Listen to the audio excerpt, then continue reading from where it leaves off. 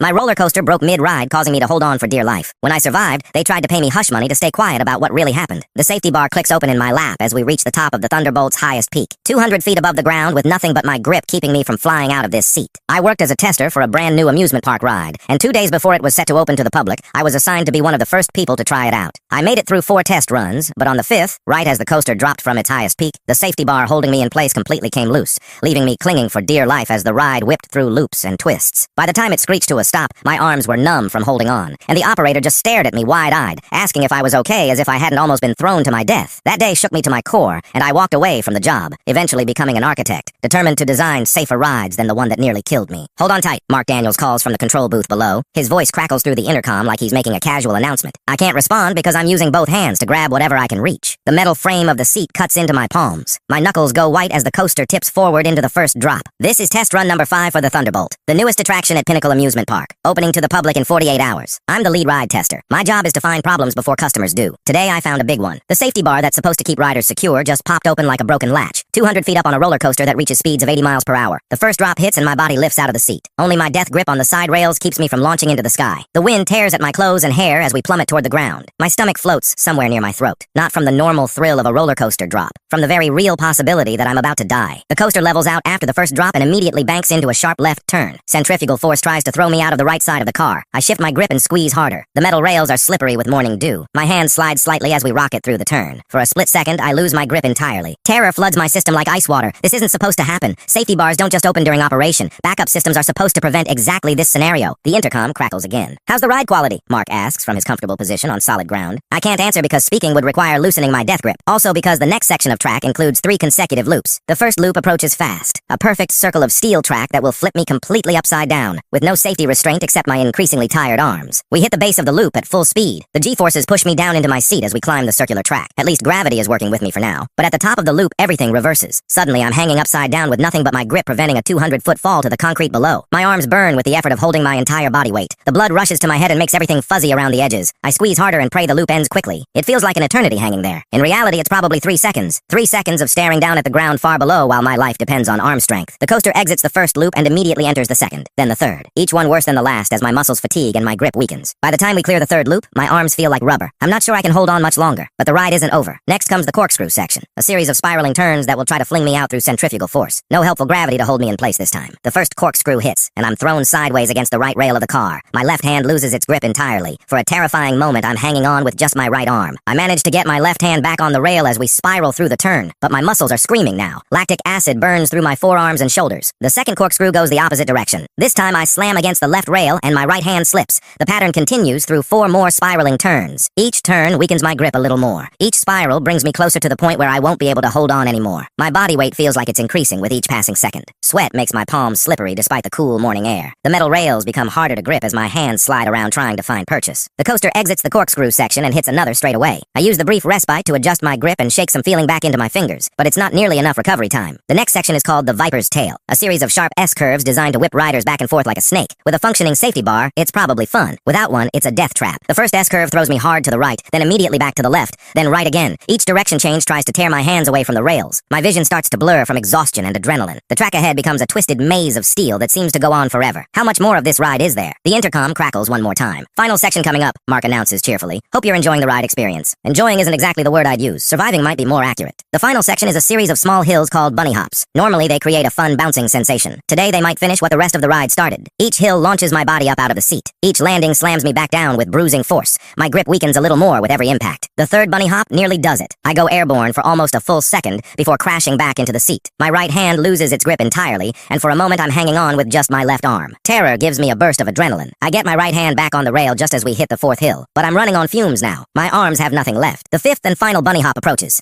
I can see the break zone ahead where the ride will finally come to a stop. Just one more hill to survive. We hit the jump and I go airborne again. This time my left hand slips off the rail. I'm down to just my right arm holding my entire body weight. The landing hits like a car crash. The impact jars my grip loose completely. For one horrifying moment, I'm sliding out of the seat with nothing holding me back. My foot catches on something under the seat. weight, some kind of metal bracket or support beam. It's not much, but it stops my slide towards certain death. I grab frantically for anything within reach. My left hand finds the seat divider between my car and the next one. My right hand gets back on the side rail. The brake zone engages, and the coaster starts to slow. The sound of metal on metal fills the air as the brake pads grab the track. We go from 60 miles per hour to 0 in about 10 seconds. The sudden deceleration throws me forward in the seat. Without a safety bar to stop me, I nearly pitch face first out of the front of the car, but somehow I manage to brace myself and stay put. The coaster rolls to a complete stop on the loading platform. I sit there for a moment trying to process what just happened. My hands are shaking so badly I can barely let go of the rails. Mark appears at the side of my car. He's holding a clipboard and wearing the same cheerful expression he had when the ride started. "So how was that?" he asks like we just finished a casual conversation. I stare at him in disbelief. Did he somehow miss the part where I nearly died 5 separate times during the past 3 minutes? "The safety bar came open," I managed to say. My voice sounds strange and distant like it's coming from someone else. "What do you mean came open?" "I mean it unlocked at the top of the first hill. I've been holding on with my hands for the entire ride." Mark's expression changes from cheerful to confused to horrified. He looks down at the safety bar, which is indeed sitting open in my lap instead of locked across my chest. "That's not supposed to happen," he says helpfully. "No kidding." Mark starts examining the safety bar mechanism while I try to stand up on legs that feel like jelly. My arms are completely numb from the shoulders down. I can barely move my fingers. The sensation of solid ground beneath my feet feels miraculous after 3 minutes of thinking I was about to plummet to my death. The loading platform, usually just a mundane concrete slab, seems like the most beautiful place on earth. "Can you walk?" Mark asks. "I think so." I climb out of the car on unsteady legs. The platform feels solid and reassuring after 3 minutes of thinking I was about to die. Just standing on firm ground makes me want to cry with relief. The other ride testers waiting in line for their turns stare at me with confusion and growing concern. My appearance must be telling the story my voice can't quite manage yet. "We need to shut down the ride immediately," I tell Mark. "Yeah, absolutely. This is a major malfunction." Mark radios the control room to halt all testing operations. Other ride testers who were waiting their turn look confused as they're told to clear the area. "What happened out there?" calls Maria Santos from the exit gate. "She was scheduled to take the next test run." "Safety equipment failure," Mark responds. "We're done for today." I walk slowly toward the control booth trying to process what just happened. The Thunderbolt sits silent on its track looking innocent and harmless, like it wasn't trying to kill me 30 seconds ago. The morning sun casts long shadows across the empty platform.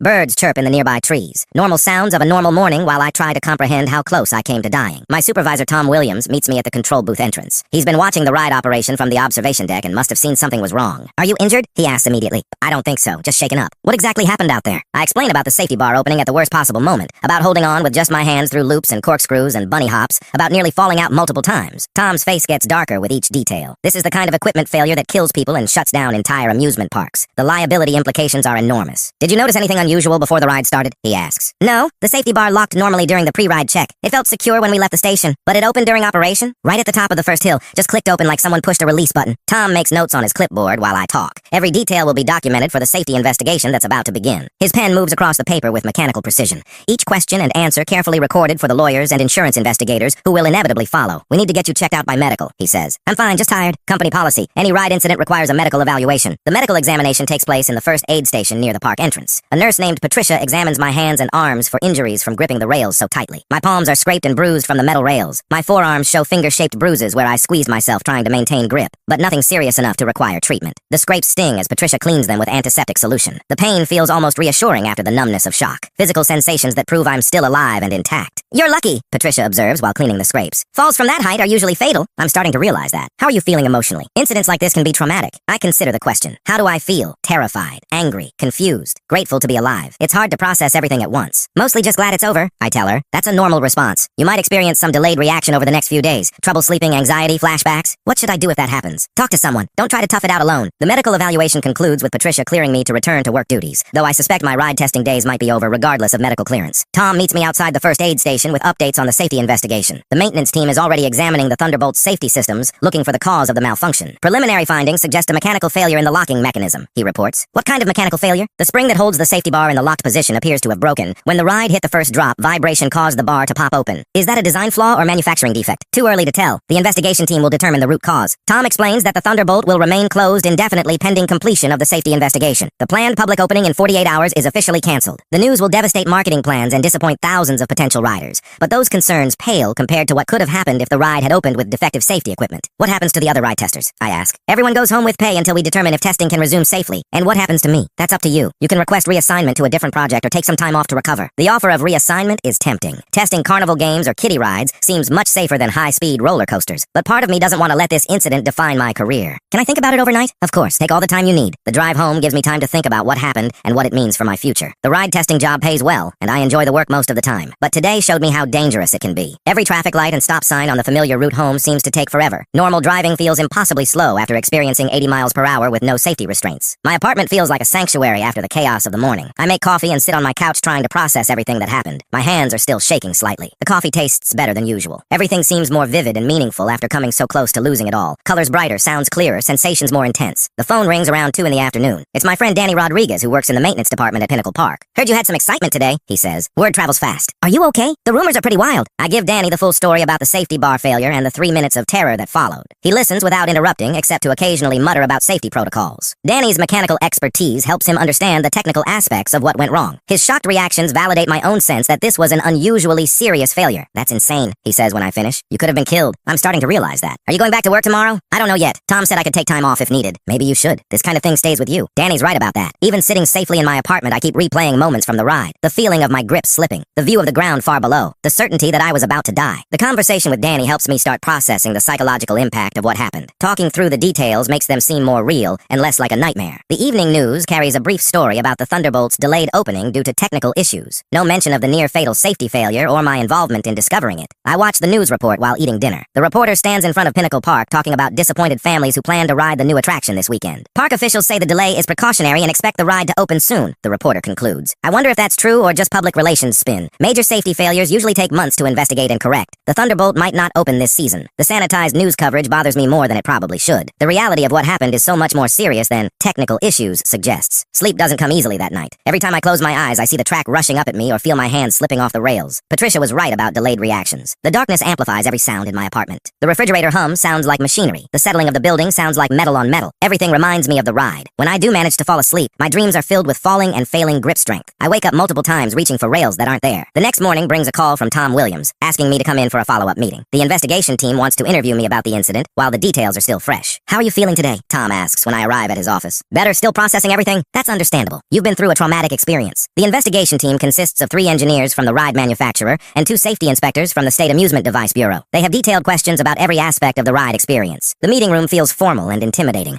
Legal pads and recording equipment spread across the conference table. Multiple copies of technical diagrams and safety specifications. At what point did you first notice the safety bar was loose? Asks lead investigator Amanda Sawyer. Right at the top of the first hill. It just clicked open like a door latch. Did you attempt to close it again? No, I was too focused on holding on. Plus it was opening and closing repeatedly during the ride. Opening and closing repeatedly? I explain how the broken safety bar would sometimes swing back into position during certain parts of the ride, but it never stayed closed for more than a few seconds. That suggests the locking mechanism was completely compromised, Amanda notes. The spring assembly shows clear signs of metal fatigue, adds manufacturing engineer Mike Thompson. This was a gradual failure, not a sudden break. How long was this part failing before it gave out completely? I ask. Hard to say without more analysis, possibly days or weeks. The implication is disturbing. The safety bar was slowly failing during previous test runs without anyone noticing. I could have died yesterday or the day before if the part had chosen a different moment to break. Were there any warning signs during earlier tests? Amanda asks. I think back to the 4 previous test runs I completed on the Thunderbolt. Everything seemed normal. The safety bar locked properly and stayed locked throughout each ride. Nothing obvious, though I wasn't specifically looking for safety bar problems. That's not your job, Mike points out. The pre-ride safety check should catch mechanical issues. But this failure happened during operation, not at startup, Amanda adds. The investigation continues for 2 hours. They ask about everything from weather conditions to my physical position in the seat. Every detail gets documented for their final report. My testimony becomes part of an official record that will influence safety standards for the entire amusement industry. The weight of that responsibility feels heavier than holding on during the ride. When will you know the official cause? I ask as the interview concludes. Full analysis will take several weeks, Amanda responds. But preliminary findings point to a manufacturing defect in the spring assembly. What does that mean for other rides using the same safety system? We're recommending immediate inspection of all similar restraint mechanisms nationwide. The scope of the potential problem is staggering. Hundreds of roller coasters use similar safety bar designs. If there's a manufacturing defect, thousands of riders could be at risk. Tom walks me back to my car after the investigation interview. He looks tired and stressed from dealing with the crisis management aspects of the incident. How are you holding up? I ask him. It's been a challenging 24 hours. The media is starting to ask questions. What are you telling them? As little as possible until the investigation concludes. And what about the ride opening? Canceled indefinitely. We can't open a ride with known safety issues. Tom explains that Pinnacle Park is facing significant financial losses from the delayed opening. The Thunderbolt was the centerpiece of their summer marketing campaign. Without it, attendance projections are way down. Is the park in trouble? I ask. We'll survive. But this is exactly the kind of incident that destroys public confidence. What about liability? Could I sue for what happened? That's between you and your lawyer. The company will handle things appropriately. The suggestion to consult a lawyer hadn't occurred to me until Tom mentioned it. I nearly died due to what appears to be a preventable equipment failure. That probably has legal implications. But I'm not sure I want to get involved in a lawsuit. I just want to move on with my life and put this experience behind me. Have you decided about reassignment? Tom asks. I think I need some time off first. This whole thing has me pretty shaken up. Take all the time you need. Your job will be here when you're ready. I drive home thinking about my future with Pinnacle Park. The ride testing job seemed exciting when I started 6 months ago. Travel to different parks, try out new attractions, get paid to have fun. But today changed my perspective completely. Ride testing isn't just about having fun. It's about risking your life to find problems before they kill paying customers. The phone is ringing when I get home. It's my sister Lisa calling from California. Somehow she's already heard about the incident. Mom saw something on the news about an accident at your park, she says without preamble. It wasn't exactly an accident, more like equipment failure. Are you hurt? No, just shaken up, I'm fine. I give Lisa a simplified version of what happened. No point in giving her nightmares about her brother nearly falling to his death. Maybe it's time to find a safer job, she suggests. Maybe. You could always go back to school, finish your engineering degree. Lisa has been pushing me to return to college ever since I dropped out junior year to take the ride testing job. The money was too good to pass up at the time. I'll think about it. Promise me you'll be careful if you go back to that job. I promise. But even as I say it, I'm not sure I will go back. The thought of getting on another roller coaster makes my hands start shaking again. The next few days pass in a blur of phone calls and meetings. The story of the Thunderbolt safety failure leaks to the media despite Pinnacle Park's attempts at damage control. Local man survives roller coaster malfunction, reads the headline in the morning paper. The article includes quotes from safety experts calling for stricter ride inspection standards. My name is mentioned in the article despite my request for privacy. Suddenly I'm getting calls from reporters and personal injury lawyers and concerned relatives. This is exactly what we were trying to avoid, Tom says when he calls to apologize for the media attention. It's not your fault. These things have a way of getting out. How are you handling all the attention? Not great. I might disconnect my phone for a while. The media attention dies down after a few days, but the personal impact lingers. I'm having trouble sleeping and experiencing anxiety attacks at random times during the day. Patricia from the medical station was right about delayed reactions. The full psychological impact of nearly dying is hitting me now that the immediate crisis has passed. I make an appointment with a counselor who specializes in trauma recovery. Dr. Jennifer Walsh has experience helping people process life-threatening experiences. Her office is located in a converted house near downtown. Comfortable furniture and soft lighting designed to put people at ease. The kind of place where it feels safe to talk about difficult things. What you experienced is called a near-death event, she explains during our first session. It's normal to have ongoing emotional reactions. I keep replaying it in my head, especially the moment when I thought I was going to fall. That's called intrusive recall. Your brain is trying to process a traumatic memory. How long does this usually last? It varies by individual.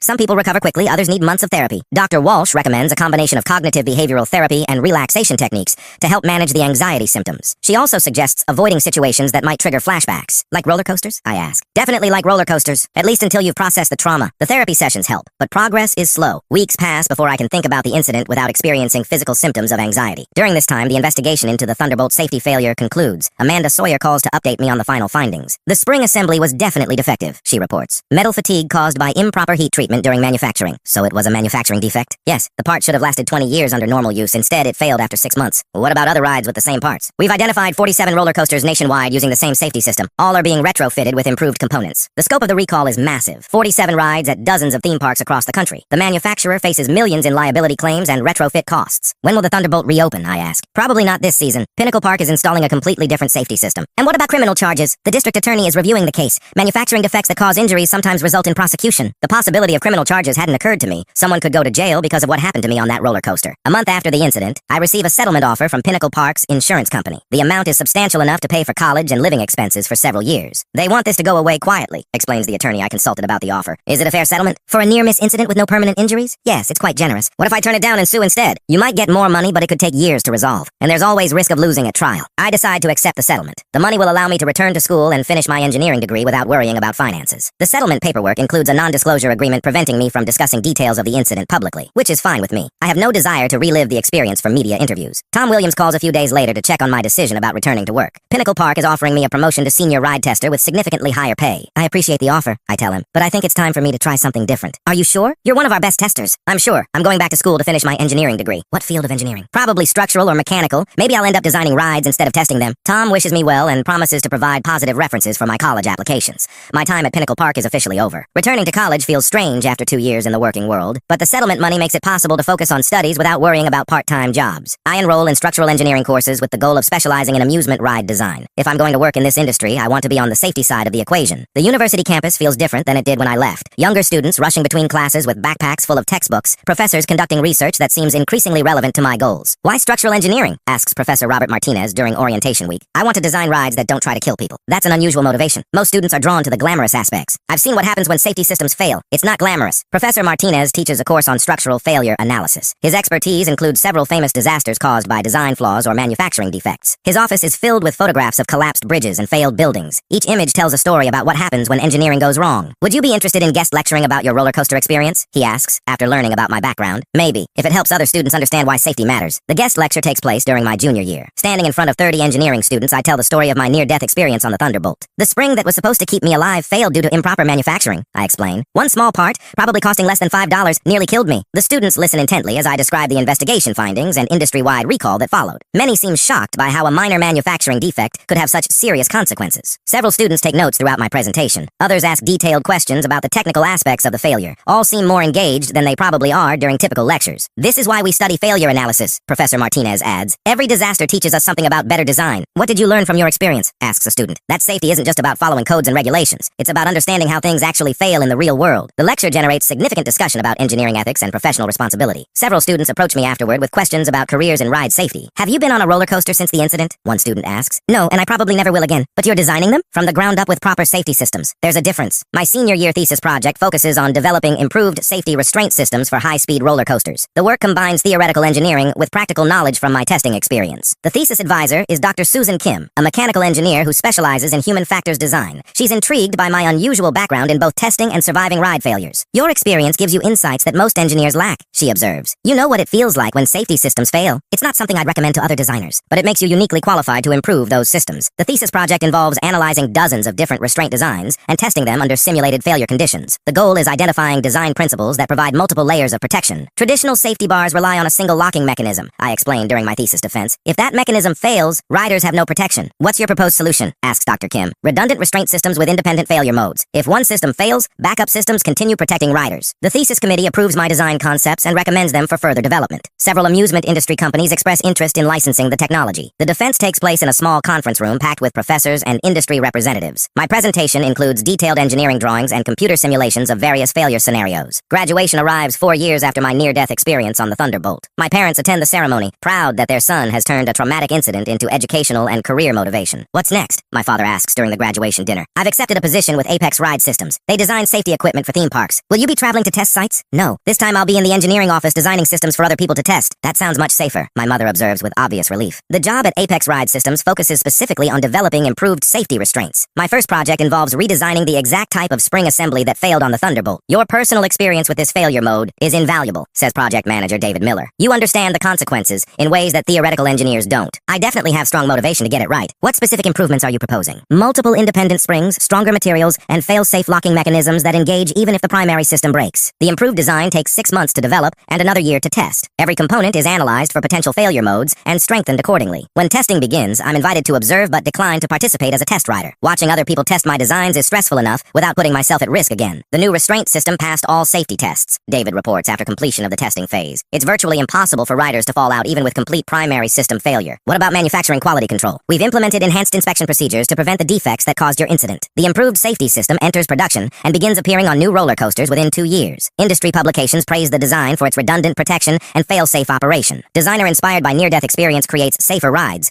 reads one trade magazine headline. The article includes a brief mention of my Thunderbolt experience without violating the non-disclosure agreement. 5 years after my graduation, I'm promoted to Chief Safety Engineer at Apex Ride Systems. The position involves reviewing all new ride designs for potential safety issues before they're built. You've become one of the industry's leading safety experts, observes Dr. Kim during a conference presentation. I had good motivation to learn the subject thoroughly. Do you ever regret leaving ride testing for engineering? Not for a second. I'd rather prevent accidents than survive them. The Thunderbolt at Pinnacle Park finally reopened 3 years after my incident, equipped with completely new safety systems. The ride operates successfully for 2 seasons before being demolished to make room for a new attraction. They're tearing down the ride that nearly killed you, Tom Williams mentions during a phone call. Good. That thing was cursed from the beginning. The new ride they're building has your safety systems. I know. We're designing the restraints. Any interest in testing it yourself? Absolutely not. I'm staying on solid ground from now on. By age 30, I've designed safety systems for over 200 roller coasters worldwide. None have experienced restraint failures similar to what I survived on the Thunderbolt. You've probably saved hundreds of lives through your work, my sister Lisa observes during a family gathering. I hope so. That's the whole point. Do you ever think about what would have happened if that safety bar hadn't failed? You mean if I'd never had the accident? Yes. Would you have stayed in ride testing instead of becoming an engineer? It's an interesting question. My near-death experience completely changed my career trajectory and life goals. Without it, I might still be testing rides instead of designing safer ones. Probably I was having fun with the testing job, so in a weird way almost dying led to a better career? I guess so, though I wouldn't recommend near-death experiences as career development strategies. The conversation makes me think about the unexpected ways traumatic events can shape our lives. My worst day became the foundation for my most meaningful work. The psychological journey from trauma to purpose wasn't straightforward or predictable. Years of therapy helped me process the fear and anxiety, but transforming that experience into professional motivation required conscious effort and deliberate choices. Some trauma survivors become consumed by their experiences. They allow fear to limit their potential and restrict their choices. Others use their survival as motivation to prevent similar incidents from affecting other people. I chose the second path partly because I had the technical background to make a difference. My engineering education provided tools for turning traumatic experience into safety improvements.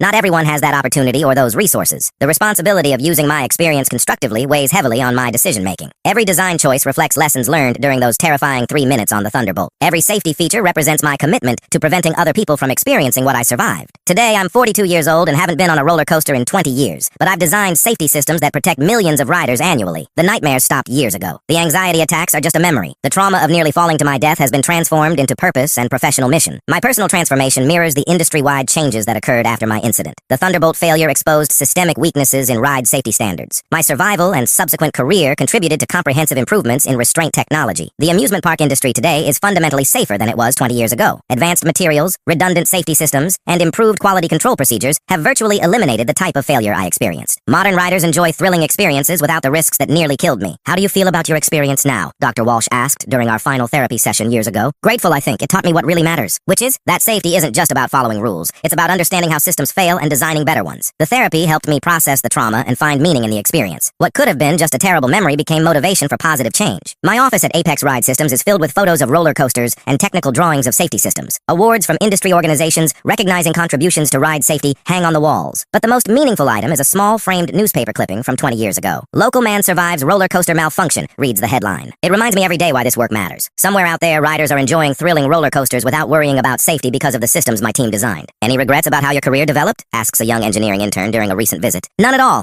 Nearly dying was terrifying, but it led me to work that really matters. Would you do anything differently if you could go back? I'd probably hold on tighter during that first loop. The intern laughs, not realizing I'm completely serious. My grip strength definitely could have been better that day, but everything else worked out exactly as it should. The accident that nearly killed me became the foundation for a career dedicated to preventing similar incidents. Tonight I'm reviewing safety specifications for a new roller coaster design. It's equipped with the latest version of my restraint technology, multiple backup systems that make rider ejection virtually impossible. The specifications document is hundreds of pages thick, every component analyzed for potential failure modes, every material tested under extreme conditions, every assembly procedure verified through multiple quality control checkpoints. The design includes innovations that wouldn't exist without my experience on the Thunderbolt. Magnetic backup restraints that engage automatically if mechanical systems fail, redundant spring assemblies with independent failure modes, sensors that detect unsafe restraint positions and prevent ride operation. Each improvement represents lessons learned from that terrifying 3 minutes 20 years ago. Every safety feature is a direct response to specific failure modes I experienced firsthand. The industry's commitment to rider safety bears the fingerprints of my near-death experience. The engineers who design these rides will never experience what I did on the Thunderbolt. They'll never know what it feels like to hang upside down 200 feet above the ground with nothing but their grip keeping them alive. And thanks to the work we've done over the past 20 years, they'll never have to. That's exactly how it should be. Thanks for watching.